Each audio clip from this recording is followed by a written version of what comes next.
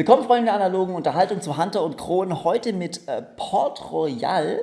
Alexander Pfister ist der Autor, der hat damit 2013 schon den Spieleautorenwettbewerb der Wiener Spieleakademie gewonnen. Damals hieß das Spiel auch noch anders, nämlich Händler der Karibik für 2 bis 5 Spieler ab 8 Jahren. Ja, wir schlüpfen da so ein bisschen in die Rolle von Händlern, die an einem Hafen im Port Royal Gold machen wollen und einen Einfluss gewinnen wollen.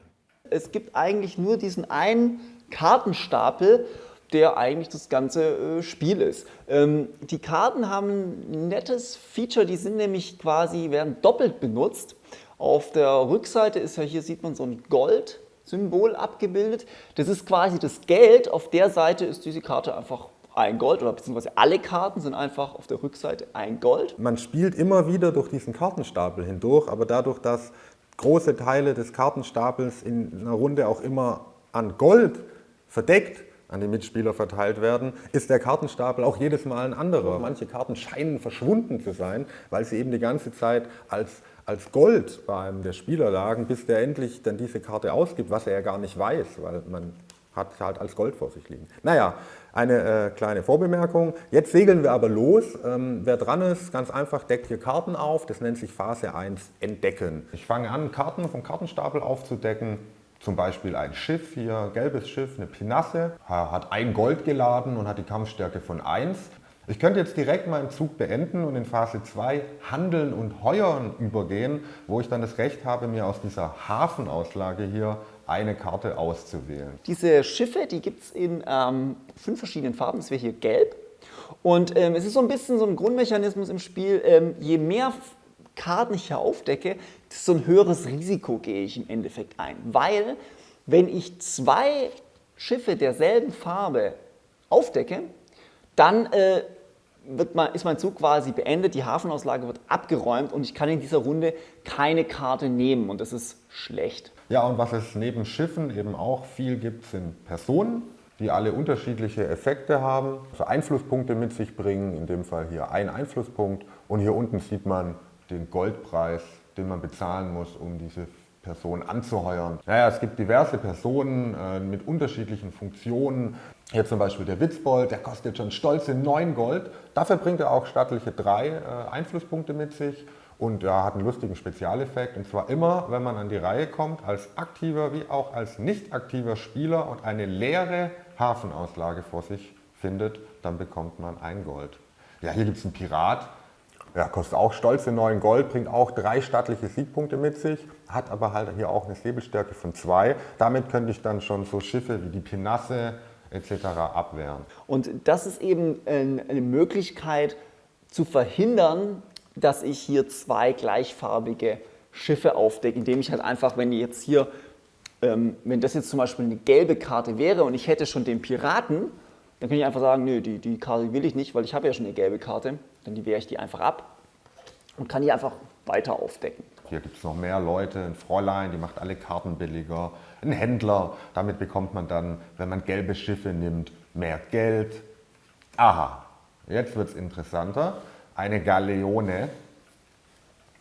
Kampfstärke Totenkopf, das bedeutet, egal wie viele Säbel ich in meinem Besitz habe, ich kann die Galeone nicht besiegen, aber das will ich in dem Fall auch gar nicht, denn die hat 3 Goldmünzen geladen. Das ist schon eine ganze Menge und ja, jetzt muss ich mir überlegen, ich kann jetzt aufhören und wie gesagt in Phase 2 Handeln und Heuern übergehen. Dann könnte ich mir diese Galeone hier nehmen und dafür 3 Goldmünzen bekommen.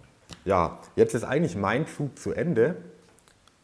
Aber es kommen ja noch die anderen Spieler, auch als nicht aktive Spieler jetzt noch an die Reihe. Sprich, jetzt kommt der Spieler links nach mir, darf jetzt auf meine Hafenauslage, die ich aufgedeckt habe, auch zugreifen. Für nicht aktive Spieler sind diese Karten teurer. Sprich, jede Person, die sie anwerben, kostet 1 mehr als normalerweise. Und dieses zusätzliche Gold, das müssen sie mir als aktiven Spieler geben. Obwohl der Grundmechanismus mit dem Karten aufdecken und dann Karten nehmen, Karten kaufen, sehr, sehr einfach ist, dadurch, dass es eben diese verschiedenen Sorten von Personenkarten gibt, die ganz unterschiedliche Effekte haben, ist es auch ein Spiel, was eigentlich einen relativ hohen taktischen Tiefgang hat und was einem auch erst nach so ein paar Partien, wenn man mal so ein bisschen rausgekriegt hat, was die einzelnen Karten denn so wirklich für einen Effekt haben aufs Spielgeschehen, das erkennt, was da eigentlich für Strategien überhaupt möglich sind. Die einfachste, offensichtlichste Strategie ist zum Beispiel, möglichst viele hier so Kampfstärke anzusammeln. Um so mit ziemlicher Sicherheit sehr, sehr, sehr, sehr, sehr, sehr, sehr lange durch diesen Kartenstapel hindurchzusiegen. Den Gouverneur. Wenn man den Gouverneur hat, dann kann man immer in der Handeln- und Heuern-Phase eine Karte zusätzlich nehmen. Den Admiral, wäre mehr so eine Strategie, um möglichst viel Geld zu generieren. Wenn man es dann mehrmals spielt, ist es tatsächlich so, dass es einen packt. Weil man möchte dann wirklich diese eine Taktik ausprobieren und nimmt sich vor, die andere Taktik auszuprobieren und geht dann ins Spiel rein und sagt, jetzt lege ich es auf die Fräulein-Taktik an. Ich kaufe mir 3 Fräuleins und dann sind alle Karten so wahnsinnig billig. Aber dann findet man einfach kein Fräulein-Bion. Oder im nächsten Spiel die Händlertaktik. Und dann werde ich ganz viele Admiräle haben. Und ich werde alle Expeditionsaufrufe erfüllen und. Port Royal ist ein sehr interessantes Kartenstrategiespiel. Natürlich erinnert es thematisch sehr, sehr stark an Norderwind. Norderwind hat ja auch diesen Mechanismus, dass man irgendwie so durch so Kartenstapel durchschippert. Aber Norderwind trotzdem für mich thematisch so ein bisschen das schönere Gesamtpaket. Aber Port Royal hat mich schon auch echt überrascht. Die Schachtelgröße kann man jetzt auch sagen, ist perfekt für den Urlaub und so. Das stimmt. Aber im Flugzeug oder im Zug ist es schon wieder schwierig zu spielen, weil eben manchmal wirklich viele, und ich meine viele Karten aufgedeckt werden. Ist vielleicht auch gleichzeitig das einzige Manko. Manchmal ist das dann natürlich auch, wenn man 3, 4 Partien hintereinander spielt, kann es ein bisschen ermüdend werden. Ich kann mich voll auf Expeditionsaufrufe stürzen, ich kann mich voll auf bestimmte Personen stürzen, um ganz gezielt das und das und das zu machen. Und das ist schon erstaunlich, wie gesagt, weil es eigentlich eben nur, man deckt im Prinzip nur von einem einzigen Kartenstapel Karten auf und das war's. Die Matrosentaktik ist Das ist meine Lieblingstaktik. Mit 2 Admirälen und einem Gouverneur mache ich dich. Matrosen, Kampfstärke. Abwehren.